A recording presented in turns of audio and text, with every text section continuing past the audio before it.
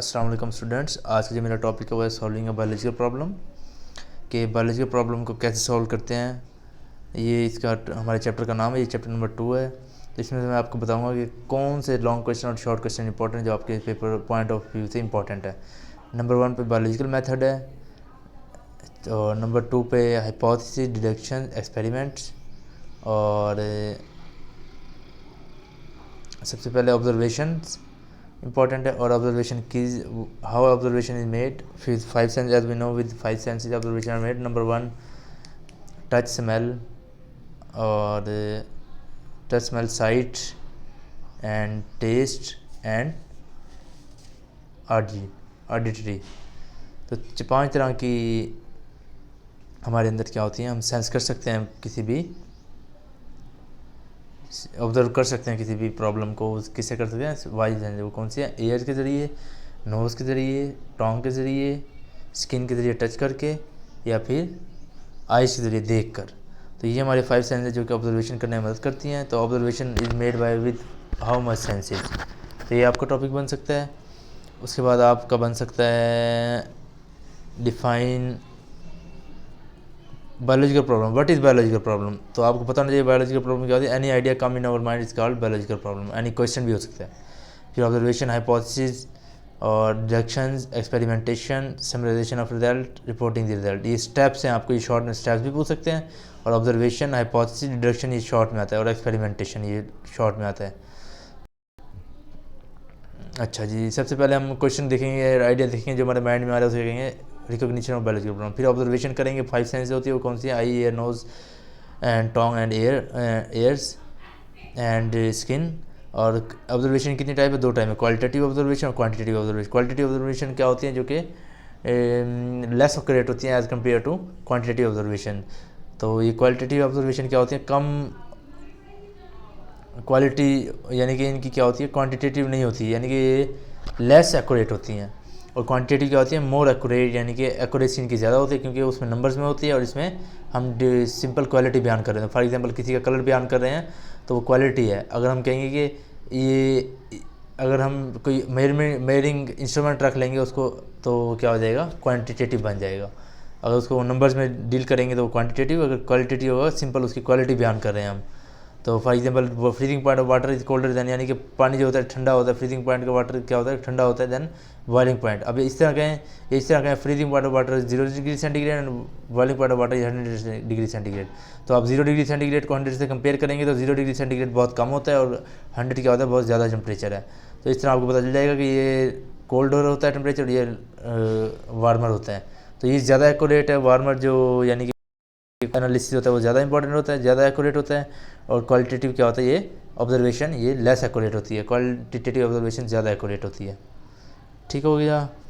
अब हाइपोथेसिस का ये स्टेप्स जो आपको बताया ना, it should be simple, tentative, general statement and not and should be falsifiable, और टेंटेटिव आइडिया होना चाहिए। तो ये आपका स्टेप्स पूछ सकते हैं फॉर्मुलेशन ऑफ हाइपोथेसिस, यानी कि what are the characteristics of hypothesis. तो आपने बताना है कि it should be simple, general idea and tentative observation. Tentative क्या होता है? यानी कि फर्जी होनी चाहिए, फर्जी बात होनी चाहिए, यानी कि ये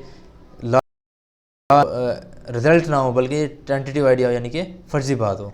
फिर हाइपोथेसिस बनाते हैं। उसके बाद क्या करते हैं? हम डिडक्शन की तरफ जाते हैं। इसमें if and then logic use होता है।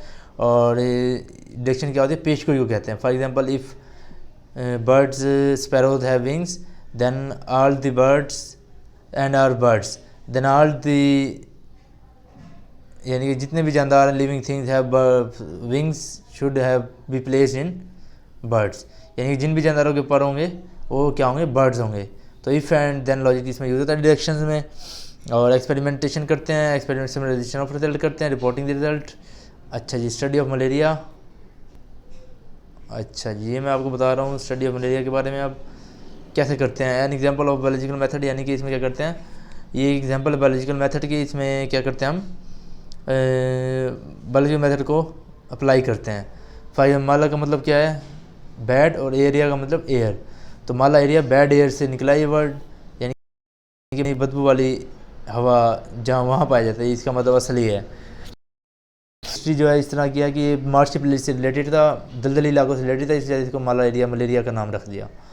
अच्छा जी, इसके बाद प्लाज्मोडियम क्या होता है, what is plasmodium? Observation made in the case of malaria, right their observation. और हाइपोथेसिस क्या था मलेरिया की एग्जांपल में, और एक्सपेरिमेंट क्या किए गए थे मलेरिया के एग्जांपल में। तो ये आपने करना है शॉर्ट। और लॉन्ग में ये पूछ सकते हैं explain the biological method and their steps, ये एक लॉन्ग। और एक बन सकता है explain the biological method in malaria with respect to malaria, यानी कि मलेरिया के लिहाज से, यानी कि explain biological method with respect to malaria, malaria के लिहाज से आपने एक्सप्लेन करना होगा बायोलॉजिकल मेथड को। उसमें एग्जांपल सारी आपने इसके ऑब्जर्वेशन, हाइपोथेसिस, इसके एक्सपेरिमेंट, और क्या लिखना पड़ेगा आपको, इसके रिजल्ट लिखने पड़ेंगे, बस ये 4 स्टेप्स। और उसके बाद इसके क्विनिन के बारे में थोड़ा सा नोट लिख देना, थोड़ा सा आप लिख देना माला एरिया का मतलब क्या है, क्यूलिक्स क्या होती है, ठीक है। थोड़ा सा ये आपने हेडिंग्स बना के अलग से लिख देनी है। उसके बाद थ्योरी और लॉ और प्रिंसिपल, ये तीनों डेफिनेशन बनती है आपकी। अच्छा जी, डाटा ऑर्गेनाइजेशन होता है, उसके बाद डाटा एनालिसिस होता है। डाटा एनालिसिस पहले होता है या बाद में स्टेप लिखा और फिर डाटा ऑर्गेनाइज करते हैं, डाटा ऑर्गेनाइज करने के बाद डाटा एनालिसिस करते हैं, ठीक है। पहले डाटा ऑर्गेनाइज करेंगे, यानी कि उसे तरतीब करेंगे, फिर उसका एनालिसिस करेंगे, फिर समराइजेशन ऑफ रिजल्ट कर देंगे, ठीक हो गया, रिजल्ट को समराइज़ कर देंगे। तो ये था हमारा टॉपिक आज का, यानी कि सॉल्विंग। इसमें शॉर्ट क्वेश्चन कौन से बनेंगे और लॉन्ग क्वेश्चन बनेंगे, ये सारे मैंने आपको बता दिए। तो आप कापी और पेंसिल उठा लें और टिक करते जाएं, यानी जो आपको क्वेश्चन मैंने बताया उसको टिक कर दें, जो लॉन्ग बताया वो टिक कर दें। सिर्फ आपके लॉन्ग 2 बन सकते हैं, एक तो बन सकता है आपका ये biological method and their steps, यानी कि आपको इसमें हाइपोथेसिस के बारे में भी लिखना पड़ेगा, आपको डिडक्शंस के बारे में भी लिखना पड़ेगा, ऑब्जर्वेशन के बारे में भी लिखना पड़ेगा, एक्सपेरिमेंट के बारे में भी लिखना पड़ेगा, समराइजेशन ऑफ रिजल्ट और डाटा ऑर्गेनाइजेशन और डाटा एनालिसिस के बारे में भी लिखना पड़ेगा।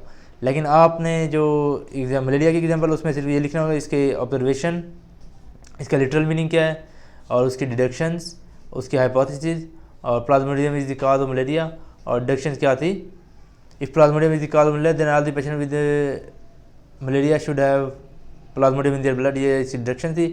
इफ अच्छा जी, और इसके बाद एक्सपेरिमेंट करेंगे, स्पैरोज को ह्यूमन्स पे करेंगे, पहले स्पैरोज पे करेंगे, उनको बाइट करवाया जाएगा क्यूलिक्स से या एनोफिलीज से, ये फीमेल मॉस्किटो होती है जो कि काटती हैं और ये मलेरिया काज करती हैं।